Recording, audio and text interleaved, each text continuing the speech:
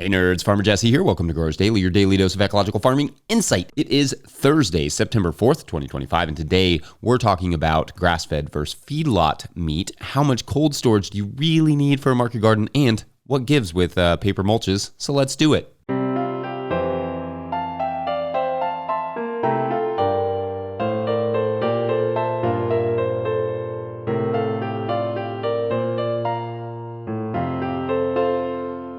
All right, I love those covers of the theme song. That is so cool. Today's cover of the theme song was brought to you by Nick Lalonde Fogel, who, when they submitted, also sent the sheet music and said they were in Zone 5B Quebec, which I think is great context. We will put a link for Nick's work in the show notes. And musicians, please keep sending those covers of the theme song to farmermike@no-tillgrowers.com. All right, glorious Thursday to you all. I hope your first week of September is everything that you dreamed it would be. It is raining currently, and there's a pretty good chance of thunderstorms here for most of the day. So if I just randomly start weeping, know that everything is okay. I'm just very, very happy. And I just heard some thunder, so that's good. Got some spinach in the ground yesterday and really need to start more spinach and more lettuce today, because in the same way that stuff in the ground grows slower right now, so too does stuff in the greenhouse, because there's just not as much sunlight. So if I want good transplants by the end of the month, got to get going. Hi, Holly. My dog, Holly, does not like this thunder as much as I do. All right, as is the tradition of sorts on Thursdays, we try to take the day to catch up on your Patreon questions. There is now a September thread up over there at patreon.com/no-tillgrowers. So Patreon members, hit that up when you can and get your questions and or themes in. All right, our first Patreon question of the day comes to us from Benjamin Daughtry, who writes, quote, "Hey, Farmer Jesse, I'm an aspiring farmer currently living in New York City, but with plans to farm in upstate New York. A couple of years ago, my partner and I watched the movie Biggest Little Farm together, and as the credits rolled, she turned to me and said, 'Can we be farmers?' I took her seriously, and your videos were some of the first resources I found as I began educating myself about farming. I'm now a loyal listener of Growers Daily, awesome, and proud owner of the Living Soil Handbook, also awesome. Okay, here's my question. I graduated from college a few months ago, and in my last semester, I took a class called Food, Animals, and the Environment and the Outsized Environmental Impacts of Animal Agriculture. One of the key takeaways was that all animal agriculture is weighed down by an inherent inefficiency. The fact that you must feed an animal far more calories of food than you will be able to harvest from its meat. This means that the vast majority of agricultural production in the United States and all the greenhouse gas emissions and environmental impacts that come with it goes towards feeding the vast number of animal lives that we consume, and up to 90% of those calories are quote unquote wasted as the chicken, pig, cow, etc. moves its body, grows its tissues, and runs its metabolism. It would be far more efficient, resource-wise, to just eat plants. As a non-vegan, this was difficult stuff to learn, but more challenging was the realization that small-scale animal agriculture, which makes up the tiniest drop in the industrial mega system that is U.S. meat production, is actually relatively more environmentally impactful than factory farming. And listeners, don't worry, we're going to come back to all of these ideas in a minute. Anyway, they go on. I went into the class enamored with the idea that rotational grazing could save the world and reverse the climate crisis by restoring grasslands and sequestering carbon, but to my dismay, the numbers just don't bear this out. Grass-fed beef actually produces even higher carbon emissions than grain-fed, which is saying something, as beef tops all climate emission charts, because as much as it might be better for the cow to have a rumen full of grass, a grass-fed rumen actually produces more methane than a grain-fed one, and it does so for longer per pound of beef because the slower time to slaughter weight. In my opinion, there's no question that small-scale animal agriculture is better for the animal and the people who raise and consume them, but if my small farm is actually responsible for relatively more emissions than a larger one, and if a small number of people raising quote-unquote ethical meat makes people feel less queasy about consuming meat in general, even though the majority of the meat they are likely consuming comes from a factory, am I just kidding myself? Also, what are your thoughts, practices, rituals around meat consumption more generally? End quote. Okay, so interesting question here, and there's a lot to kind of go over. I could frankly spend an entire week on this subject, but I think for now it's important to add some context to some of what is put forth, and we can discuss it more over time because, well, this is a daily show and we have nothing but time. So I'm just going to try and bust this out, or myth bust this out a little bit, as it were, on the grass-fed beef actually produces even higher carbon emissions than grain-fed thing. If just looking at the cattle emissions, then maybe, sure, yeah, that makes sense because the maturation of a grass-fed cow is longer. It's going to emit more because logically it's going to live a longer life and eat a type of food, grass, that may encourage more methane. But that negates the rotational grazing benefits and carbon sequestration / cycling, water cycling, biodiversity, etc. that it creates. In fact, you talked about the energy usage. A lot of that energy is creating manure that goes into creating a healthier pasture. It also emits the emissions from the grain production itself to feed the feedlot cattle. Remember, millions of acres of the Amazon are currently being burned and destroyed so that Brazil can produce more soybeans, much of which will go to livestock. That has altered the rainfall in Brazil and will unequivocally alter the planet's hydrological cycle. It is not unreasonable to think that in our lifetime, we will see the Amazon, much of the Amazon, turn into a desert. So that's cool. Those implications of feedlots have to be factored in. Otherwise, what are we even studying here? A person who lives until they're 70 is going to use more stuff than a person who lives until 50. No argument there, but you cannot negate what those two people did in their lives. If the person who lives until 70 spent their entire life living lightly on the land, restoring ecologies, etc., and the 50-year-old spent their life just consuming, their positive or negative impacts on the world in that time will be substantially different. That said, there is some truth to the idea that grass-fed beef is not always inherently better, although the regulations allow for some fudgery in terms of if a cow is grass-fed or not in the U.S. Almost all of the grass-fed beef in America does not come from America anyway. It comes from places like Australia, where there is just more grassland and a better climate for it in some ways. So in that way, some percentage of whether or not it's better for you in terms of carbon emissions from shipping in this case, the effect on ecology, etc., depends on where it comes from as much as how it is produced.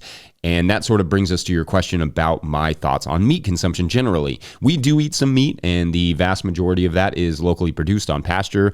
It's not 100%, and I will almost always order non-meat items when we are out to eat at places that do not have grass-fed local meats, but local grass-fed meat is a large majority of our meat consumption. I have seen rotationally grazed livestock transform landscapes with my own eyes. Remember, I did rotational grazing with sheep for years and did my apprenticeship on a farm that rotationally grazed livestock for 2 years and then worked with that farm for 2 more years after that. And so for me, when we buy meat, we like to know that it's transforming landscapes and bringing biodiversity into the mix, birds, bugs, microbes, all the things, just like I witnessed it do.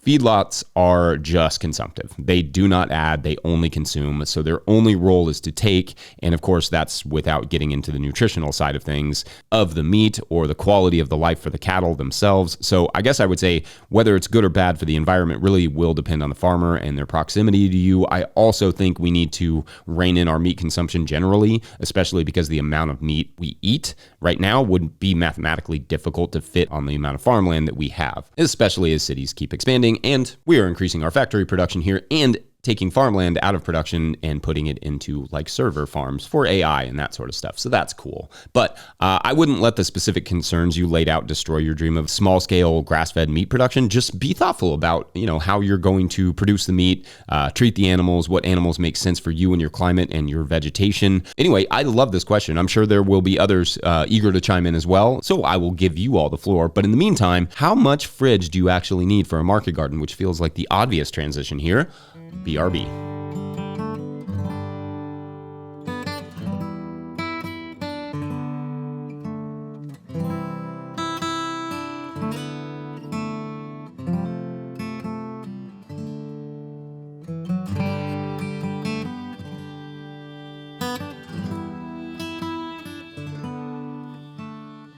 Farmer Claire Coleman here from the Winter Growers Podcast. Did you know that I also founded Real Farmer Care, a nonprofit that supports farmer well-being? From my own experiences farming, I knew firsthand that this type of support was missing from ag, so I decided to do something about it. As of today, there are over 500 farmer recipients of a $100 self-care award, with more applying daily. If you'd like to help, each $100 donated supports one new farmer. Visit realfarmercare.com to donate and learn more. Again, that's realfarmercare.com. All right, if you, the listener or watcher, are enjoying this podcast, getting even a small amount of value from it, consider supporting our work over at patreon.com/no-till-growers. I will try to get to questions from everywhere that questions come in, but I will always get to your Patreon questions. Now, today's second Patreon question comes to us from Patreon member Little Row Farms, who writes, quote, "Hey, Jesse, we are wanting to add a wash pack building to our farm, but don't want to build a permanent building due to us leasing the location. We are thinking of buying a prefabricated all-metal insulated building that we can add a cool bot room to, as well as a wash pack station. My question is, what size building do you think would be enough for a half-acre market garden that will be in heavy greens production?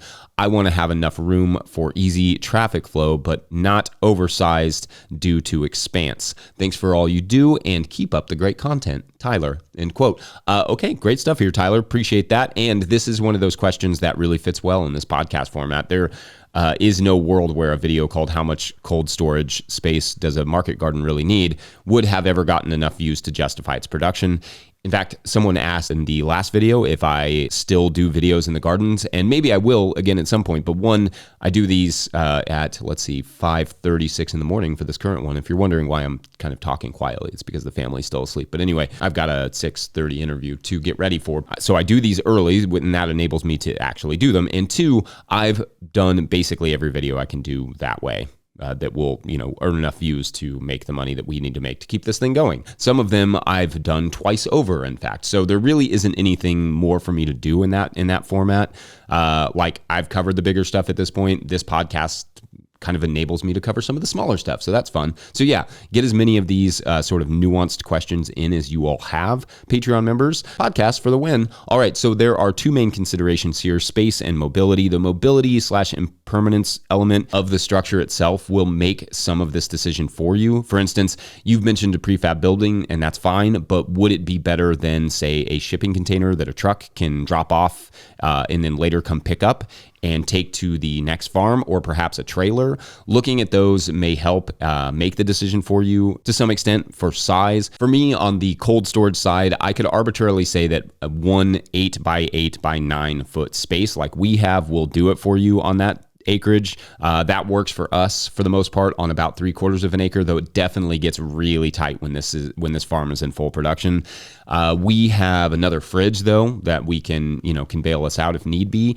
But honestly, this is really just a math problem in terms of the cold storage. Look at the bins you are hoping to use and measure them for the cubic feet that they take up, length times width times height of the outside dimensions. For me, I would suggest aiming to account for at least 1/3 of the number of beds being harvested at a time. So basically, you're going to be harvesting a third of your beds every time you're harvesting. So if you factor that you will need at least 3 bins per harvested bed, and each bin takes up 7 cubic feet, which I'm just completely making all this up, you will have to do your own measurements. And you have, say, 25 beds to follow, you would need 175 cubic feet available per harvest. You don't have to follow along with these numbers, but I'm just trying to give you some context and some examples. But that's like a 5.5 times 5.5 times 5.5 foot space, or however you want to configure those dimensions.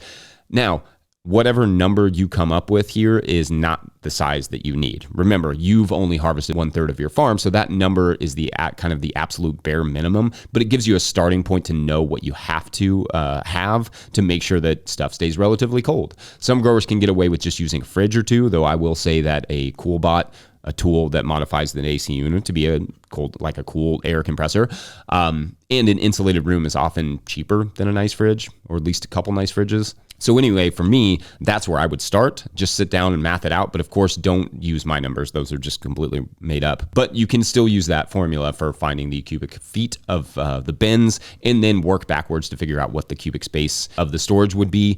As for the amount of space you actually need for moving around and mobility and stuff, I've talked a little bit about what you would need in terms of a wash pack station, what you'd want to use for your wash station, what you'd want to use for dunking. So a lot of that, if you're doing greens, you're going to need to figure out what you're going to be using in terms of the tubs themselves. And you will want at least a few tables for setting stuff. So we have 3 stainless steel tables. I think they are all 6 by 3 feet or whatever width a typical stainless steel table comes in.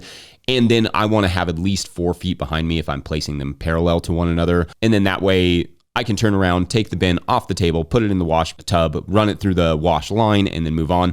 Just measure all the things, like how big is your wash tub, how, what size is the spinner going to be. You're going to need a pack table. So you just need to measure all of those things and what you can afford, and then that will give you how much space.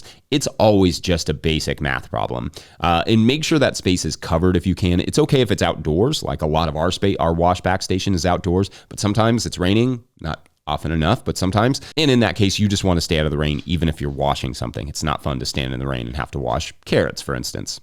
It's a lot of water. Anyway, I hope something in there was helpful. We're going to take a quick break, and when we come back, we will discuss paper mulches. But first, a quick word from our friends at Rimmel Greenhouses. Whether you're growing tomatoes for market, flowers in the spring, or vegetables for your family, growing in a high tunnel protected from the weather provides the right environment for a harvest you can count on. Rimmel Greenhouse systems are strong and durable and easy to assemble, offering the quality you need to grow productively year-round. Also, greenhouses and high tunnels do make a good wash pack station, so just keep that in mind. We have friends that do that. The team of experts at Rimmel Greenhouse Systems will be your trusted partners to ensure you get exceptional value from your greenhouse or high tunnel investment. Visit Rimmel.com today to get growing. All right, if you're watching on YouTube, this pile of leaves, I got it super wet, and then I had a tarp over it, and you can see when you pull the top layer of leaves back that you just get the most beautiful leaf mold. So it takes almost a year, but you get a really, really nice amount of that stuff. Awesome. All right, our third and final Patreon question of the day comes to us from Jert Sampson, who writes, quote, "Hi, Farmer Jesse. Greetings from Zone 4, Vermont. I'm curious if you or any of our listeners have used any paper mulch products. Looks like there are quite a few options out there right now. I'm trying to reduce plastic usage and need to find something to help with weed suppression. You mentioned burlap.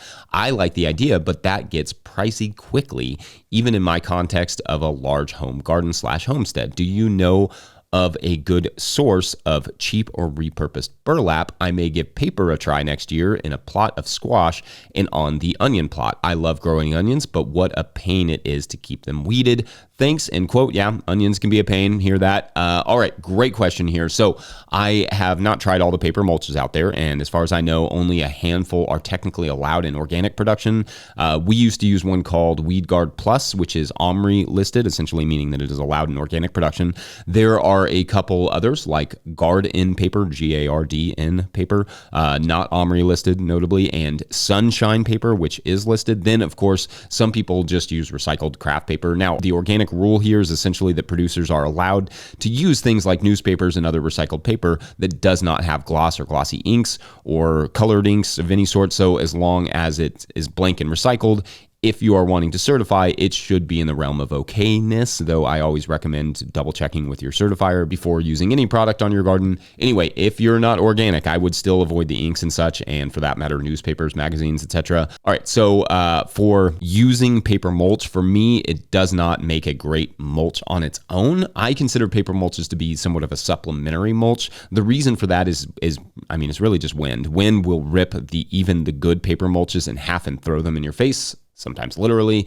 What happens is, even if you have the sides pinned down well, like it covered in soil or covered in, like wood chips from the pathways or whatever, if any wind can get into the planting hole, the mulch will be easily compromised. Now, there are some thick ones that may work better, and you can add compost or soil around the planting hole to prevent the wind from getting underneath it.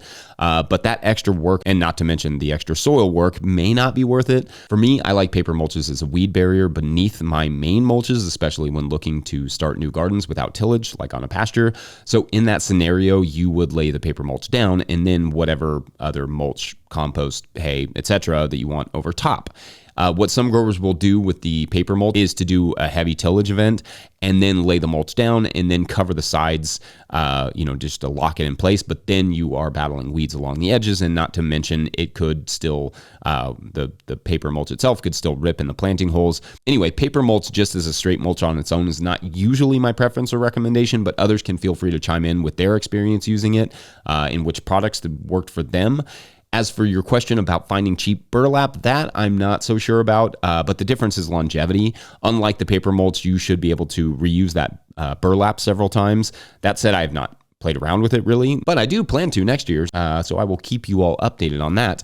I like the idea of a product like burlap. I also like the idea of getting away from plastics. Paper mulch, though, is a tough one only because it's inherently flimsy. Okay, well, I hope that was at least a little bit helpful in anything I talked about today. And otherwise, we're going to call it a Thursday. Don't forget, No Till Growers is now officially a nonprofit 501c3, so donations are tax deductible and greatly appreciated. You can learn more about how to do that in the show notes.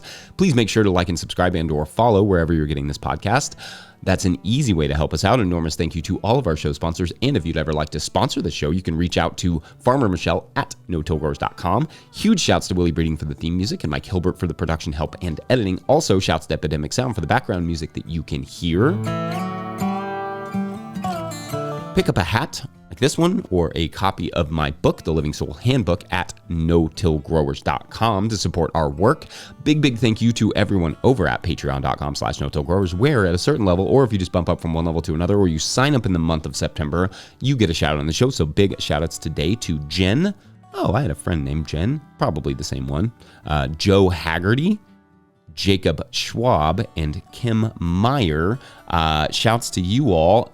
All right, so as you will remember, Pat, our hiker friend, has gone on a hike and found a new trail they had never taken before. And like any good participant in a fictional story, they have gone down said path. It's a thin trail, clearly made by deer or something, but there is just something relieving about it. It's smell, it's the coolness of the air, the quietness. It's everything that got Pat into hiking in the first place. Then, however, about half an hour into this hike, Pat decides, it's time to turn back because it's the fall and it's getting dark, and turns around only to see that the trail is completely gone behind them. Suddenly, a panic sort of sets in. Pat does not recognize this part of the forest. A chill is kind of taking over the air. The city is not really visible from this vantage. In effect, an experienced hiker has made a rookie mistake. Suddenly, just like that, an alarm goes off, and Pat wakes up in bed. Is that a dream? Pat has no recollection of coming home. But the clock says 8 a.m. Pat sits up, looks at the calendar. It's Friday, which doesn't make any sense because it was already Friday. Friday again? What happened? Well, that is for tomorrow on The Unbeaten Path. Yeah, that's all right. We'll see you tomorrow. Thanks for watching. Bye.